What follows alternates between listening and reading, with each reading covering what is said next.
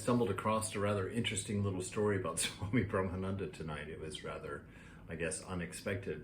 But it got me thinking about some very helpful things that I've used in my life and that might be helpful for others who are on the bottom rungs of spiritual life or just starting out and trying to figure out how to get things going. But here's the surprising little tidbit. One day in 1908, when he was in Madras, Swami Brahmananda asked me to procure the photograph of a South Indian dancing girl. So here you have a senior Swami asking one of the other monks to bring him a picture of a South Indian dancing girl. And of course this caused a little bit of a scene, but that's not the story I want to get into here. The writer goes on to say a little bit later, what Swami Brahmananda's intention in asking for this photograph was, I understood later on.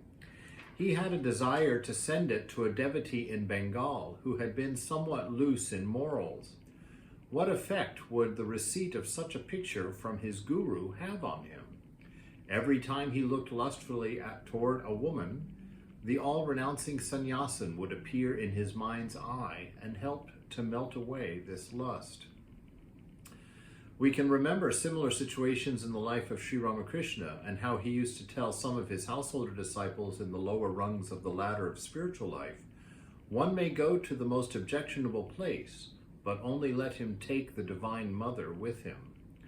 One may drink wine, only let him offer it to the Divine Mother and to take it, and so on.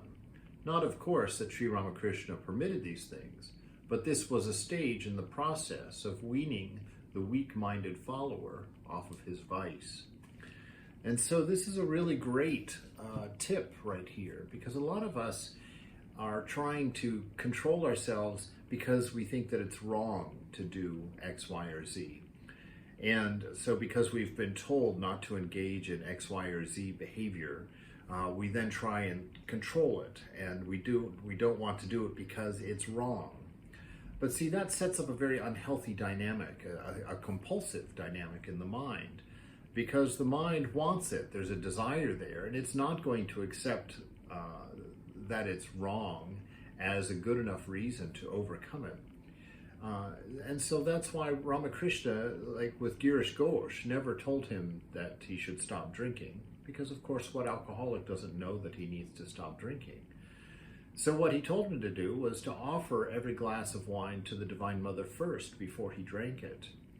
And this is a very interesting practice, because bringing the thought of God into everything that you're confronting will help you to understand that we don't not do those things because they're wrong, or because some scripture says so, or because the guru says, or because God says even. But rather we discern and discriminate on those things in order to see them in a neutral way, to understand that the reason we don't do them is because they're not helpful to us. They don't give us what we're looking for.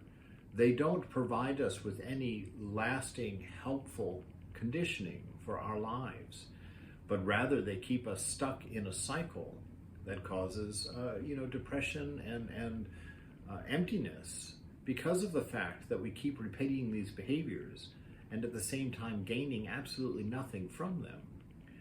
And so it's very interesting that Ramakrishna was not so much interested in slapping the hands of people who were, stuck in their vices, but rather giving them very practical advice. Don't worry about whether it's right or wrong. Take a look at this habit or at this behavior or at this vice of yours and think it out. Look at it objectively and understand that we don't do these things simply because there's a list of amoral things that we shouldn't be doing. We look at these things and understand that they're behaviors that are unhelpful. Even in the Bible, it's a verse that's not often emphasized, but in the scriptures, St. Paul also says, all things are lawful. A very interesting thing coming from St. Paul. He was he was quite strict on the ideas of lawful things, but he says all things are lawful, but not all things are helpful.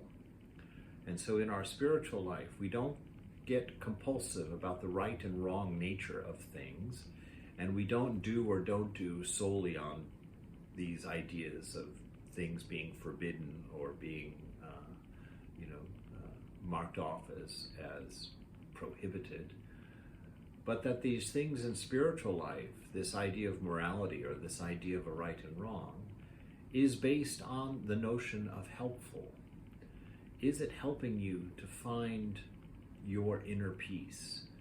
Is it helping you to become the man or woman that you desire to be? Is it helping you live the life that you've always wanted for yourself?